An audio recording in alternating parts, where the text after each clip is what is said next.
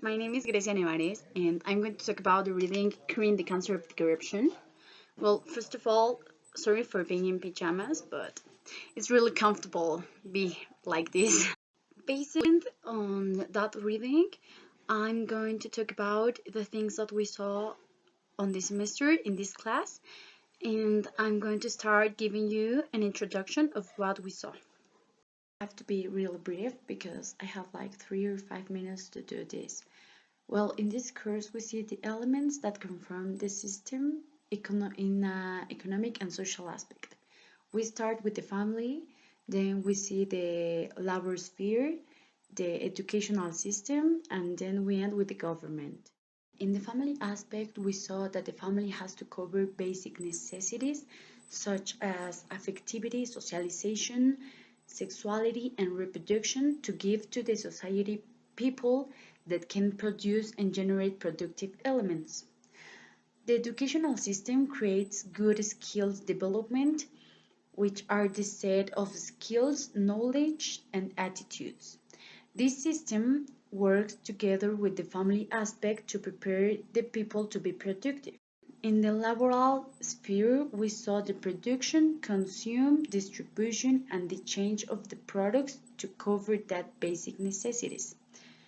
The society starts to produce to satisfy the necessities of the other people of the society. In this ambit, we only consider a person if he is productive and a worker, but the correct use of the work is to be the activity of the man to produce his means of subsistence. In the government aspect, we saw that the government has to create a favorable environment to the other three systems so they can realize all the necessities they have to cover. And well, how does the government can provide these means for its proper development? The government can help providing easily these elements of security, health, education, alimentation, and living places to all the people that can satisfy by itself. We can start talking about corruption if we don't know what it is. The World Bank defines corruption as the abuse of public office for private gain. In 1986, James D. Wolfenson declared that for developing countries to achieve growth and poverty reduction, we need to deal with the cancer of corruption. After that declaration, fighting the corruption became like trending topic in Twitter, but it appears in all the dialogues, national and international. Why is it so important to eradicate the corruption?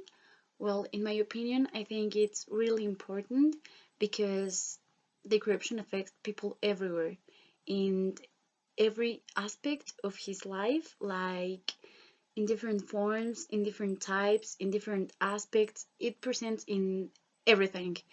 Well, the corruption has national and international dimensions, and I think we have to start trying to eradicate the national corruption. First, because the corruption is impeding us the economical growth, like lowering the quality of public infrastructure.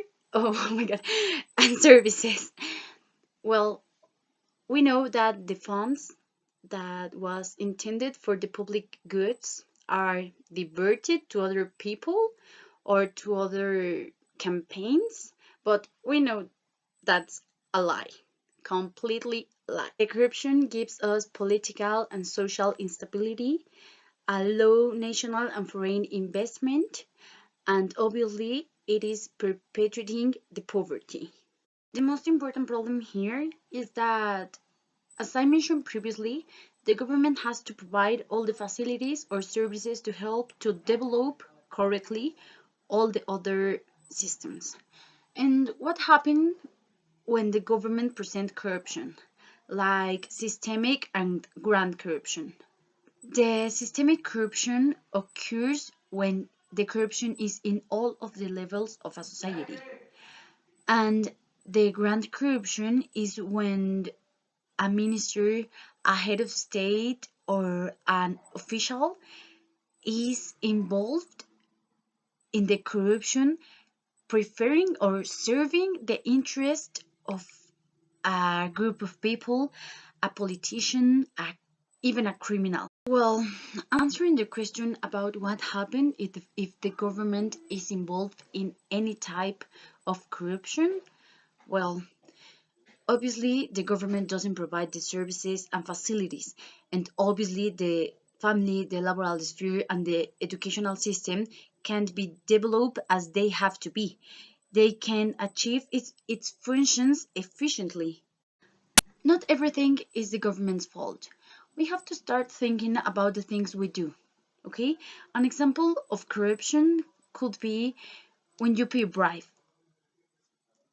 When you pay a bribe to escape the taxes, when you pay a bribe to the police to not take your car off because you park badly your car, or because you were going at the speed that could not be. What could happen if a child saw his father paying bribe to a police officer? Obviously, the child is going to think that the thing that his father is doing is good. And he's going to think, okay, I can do it because my dad does it. We have to start thinking about what we do day by day, okay? Start to realize if the actions we are doing in our day are honest or if we are actually acting according to the law. We can do it, okay? We can do it. The change is in us. We can act honestly and feel good about it. We can accept our mistakes and the consequences they lead. But the change is in us. Thank you for watching this.